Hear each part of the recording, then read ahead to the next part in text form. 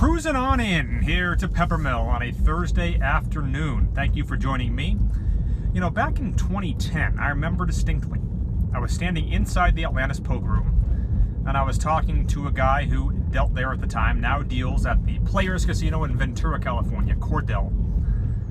And I was asking him about which poker podcasts were worth listening to. And without hesitation, he pointed out one called Deuce Plays. And while the name has changed over the years, there is no question that because he told me that one day, I've made a hell of a lot more money.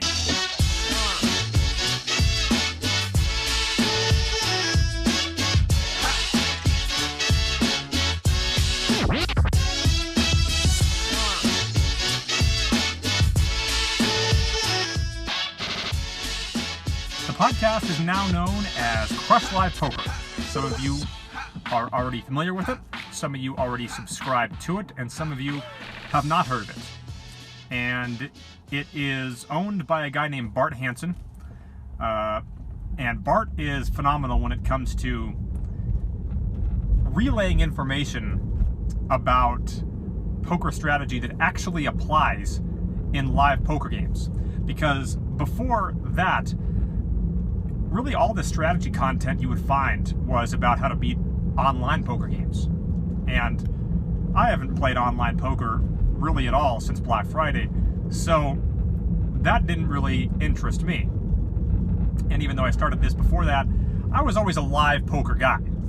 So when I started really looking into Crush Live Poker, it didn't take me long to realize that it was absolutely improving my win rate. Now, I don't talk about what my win rate is on this vlog because it's going to be gossiped about here in a small town like Reno, and I don't want that. But I will say this. I think I'd still be a winning poker player without Crush Live Poker. But I probably could cut my win rate in half without it. I've listened to a good chunk of the material. There's just so much of it that it would be very difficult to consume all of it. The one piece that I always make sure to listen to every week is just the main Crush Live Poker podcast with Bart Hansen. That I listen to every week.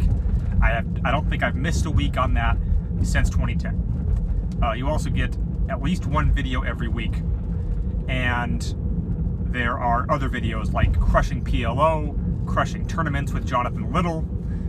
So I bring this up because if you are a viewer of this vlog, you can now enjoy the benefits of CrushLivePoker.com at a discounted rate.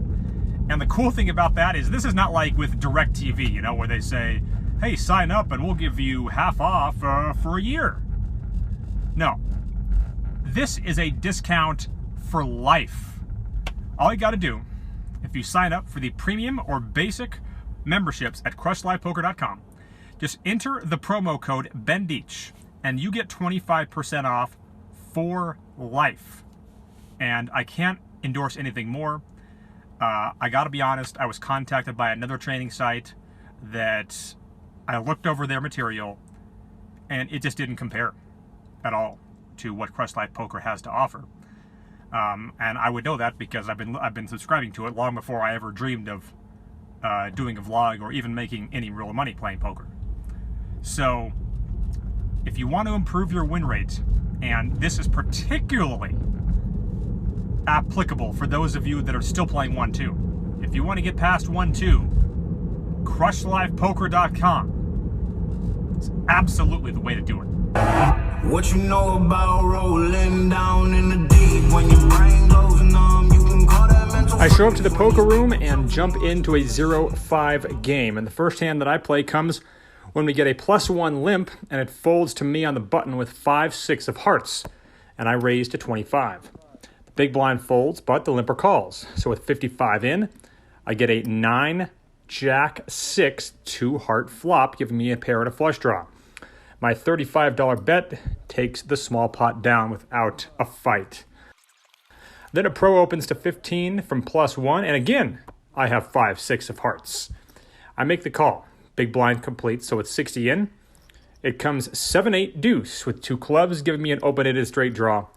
And for the second straight hand, my flop bet wins it without a fight. Then we get an interesting hand where under the gun opens 15 and +2 calls.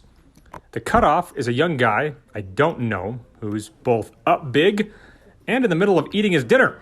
He raises to 45.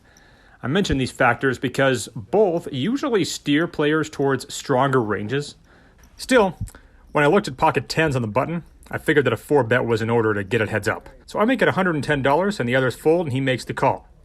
So with 240 in, the flop comes 8-8 jack, 2 clubs. He checks. I bet 125. He crushes a waffle fry and then tosses in the chips to call. With 490 in, the turn's an offsuit deuce and he checks. I didn't think that he'd 3-bet call too many hands that included jack, but I also didn't think that he'd call another bet with a hand weaker than 10s. So with that in mind, I decided to check. The river is a queen, which I didn't love, but it does go check, and I win against ace-king. I have 2 red aces in the hijack and open to 15. The button, 3 bets to 45. This is a tough player who I know well and is not going to give me a ton of action. And despite being on the button, he could easily have a lot of hands that he'd fold to a 4-bet here. So I get tricky and smooth call. And with 95 in, the flop is 8 deuce 3, 2 clubs, and I check. He bets 105, and my plan was to do a stop and go play here. And again, this is an opponent dependent maneuver. So I just call here. I'm to 305 in, turn is the 6 of clubs. Not a great card for me to necessarily get max value on this stop and go play, but I follow through on the plan anyway, and I bet 125, which he proceeds to call. So with 555 in, the river's another deuce. I bet 200. He instantly pays off, so we have a $955 pot, and my read was definitely inaccurate on him being possibly light preflop. As he shows pocket kings, we don't get max value, but we do get good value out of it, and we take that pot down. Then middle position opens to 15, and I have ace-queen of diamonds in the low jack and make it 35. He makes the call, so it's 75 in. It comes jack 7-3, 2 diamonds, giving me the nut flush draw. Now my opponent leads out into me for $55. With position and the knowledge of the fact that, like a lot of people, he could be leading out with his draw, I decide to raise here. I make it 140. He folds, and for what it's worth, he did tell me that he had a lower flush draw. After an under-the-gun open, I 3-bet ace-queen of spades to 35 in the hijack. The cutoff calls in the big blind, and original raiser also call. So the 140 in. The flop comes 7-4 deuce, 2 spades, giving me the nut flush draw yet again. Check to me, and I bet 100. The big blind and under-the-gun both call. So with 440 in, the turn is the deuce of clubs. Not a good card, but again, these two don't bet. I thought there was a good chance that either of these two could also be on spades, or either of them could have a small overpair like 8s or 9s, and it was worth a second barrel. If I got called, I figured my overcards would win me the hand a lot of the time if they hit. The problem was, I didn't get called. I got check raised to 450 by the big blind. And after under the gun folded, it was back on me. I didn't see any chance that he'd check raise 8s or 9s here, and he's not a player that I know. I figured that it was asking a lot for me to call this bet, hit a flush on the end, and get paid off by a weaker hand. Now, reverse implied odds have taken a bigger toll on me in the game of life than in the game of poker lately, but it did feel like this was a good spot that could really eat into my bankroll if he was already full, which I figured there was a chance he might be. I hated laying this hand down, and I know a lot of you wouldn't, but I did, and he would proceed to rack up and hit and run right afterwards. Then a guy calls for a round of straddles. And as me and my buddy Bugsy agreed upon when this happened, unless you're a bona fide VIP, which, by the way, you're probably not going to be if you do this, do not call for a round of straddles in the game. If you want a straddle on every hand, Here's what you do. You put it out there every single time. End of rant. Then we get an under the gun straddle, and I have ace jack offsuit middle position. I raise to 40 and the hijack calls. The straddle calls as well. And with 125 in, it comes king of diamonds, queen of clubs, deuce of hearts. Under the gun checks, and I bet 90. The hijack folds, and the straddle spends about as much time thinking about what to do on a flop as I've ever seen in a pot of this size. But finally calls. The turn is the 8 of spades, and he checks again. Now, my read was that he was talking himself into a call because I might attack his straddle light, which I suppose I was indeed kind of doing. But I didn't think he'd call a decent-sized bet here, and I thought it was worth the shot at taking this pot down with a bluff. I fire $175, and this time he doesn't do much thinking, and he check raises to $475. So this to me is really interesting. I obviously fold the hand here, and he goes on to throw a tantrum saying how he should have slow played. He didn't show, but I just thought it was interesting given the fact that when you see guys take a long time on a flop decision and finally put chips into the pot, it's often either extreme strength or extreme weakness. And obviously, if it's the former, it means they're kind of putting on a show trying to sell weakness, and that's what this was. I play for a few more hours, cannot get anything going, rack up, and book the loss. All right, so what ended up happening was that game that you just saw was actually pretty good. I probably could have played a little bit later, but it was one of those cases where I was just exhausted. My son had woken me up probably around 6 in the morning, and it was getting around 11 o'clock at night, and I just had nothing left.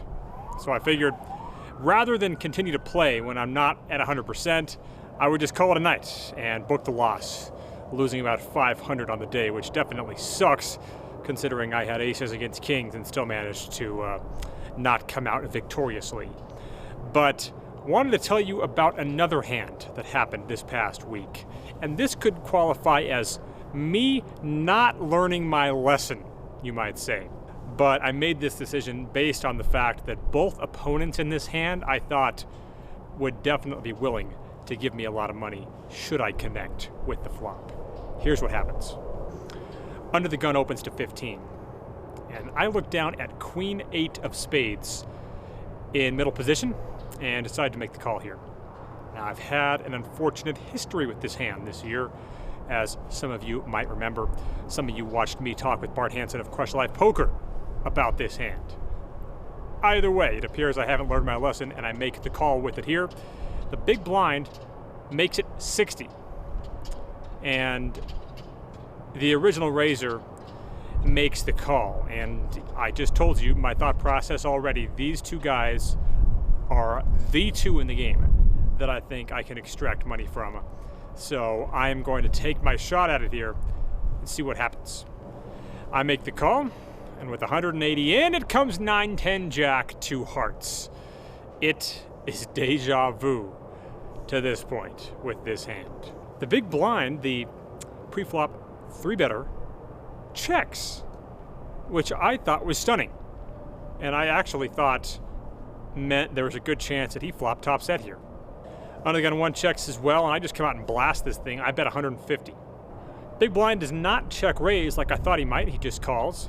And then it's back on +1, who, to my surprise, jams all in for $495. At this point, I do not want to blow the big blind out of the hand, so I just make the call, and he does as well. The turn is the deuce of spades. Pretty good card for me. He checks, and I ship all in for his last $800 I have him covered. He does not think about it for very long and makes the call. So we have roughly a $3,600 pot. The river comes to 7 of hearts, which was disconcerting, bringing in front door hearts, but that didn't matter, as under the gun 1 ends up showing Queen 9 of diamonds for a pair and an open-ender. And the big blind never shows. And I would have to imagine that he had either pocket aces or pocket kings and was drawing either dead or pretty much dead. throughout that hand.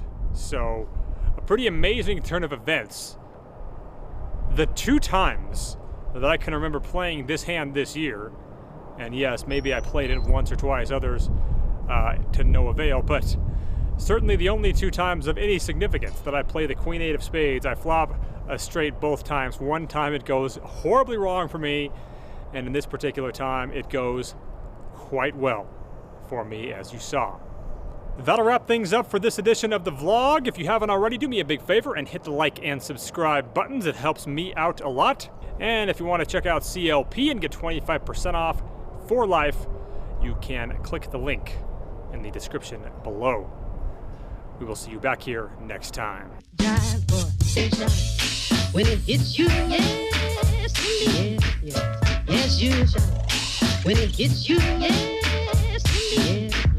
Yes, yes. When it hits you, yes, indeed. Yes, yes, you shout.